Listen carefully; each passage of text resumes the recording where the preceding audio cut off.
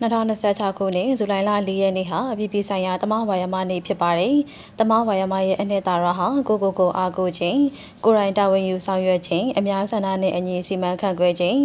တန်းတူညီမျှခြင်း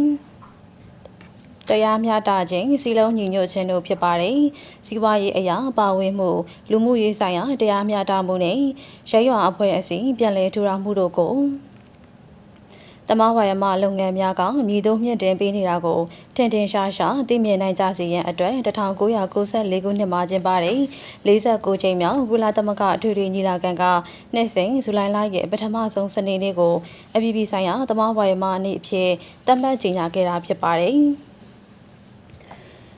အခုနှစ်အပြည်ပြည်ဆိုင်ရာတမဝါယမနေ့ဟာဇူလိုင်လ4 ရက်နေ့စနေနေ့မှာရောက်ရှိပြီးအခုနှစ်ရဲ့ဆောင်ပုဒ်ကတော့ကမ္ဘာမြေငြိမ်းချမ်းဖို့တမဝါယမများကဝန်ရံဆိုဟူပြီးဖြစ်ပါတယ်။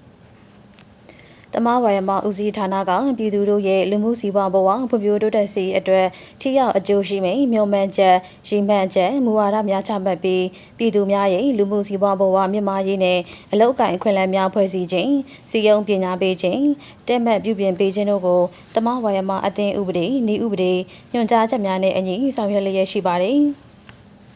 ကမ္ဘာနိုင်ငံပေါင်း120ခန့်မှတမဝါယမလုပ်ငန်းများအောင်မြင်စွာလက်ပတ်လုပ်ကိုင်လျက်ရှိပြီးနိုင်ငံများရဲ့စီးပွားရေးဖွံ့ဖြိုးတိုးတက်မှုမှာပါဝင်အကျိုးပြုလျက်ရှိကြပါတယ်။ကမ္ဘာနိုင်ငံကြီးများဖြစ်ကြတဲ့အမေရိကန်နဲ့အိန္ဒိယတို့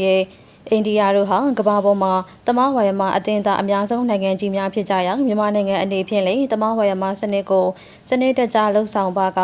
၎င်းတို့ကဲ့သို့ပင်အောင်မြင်နိုင်မှာဖြစ်ကြောင်းသိရှိရပါတယ်ရှင်။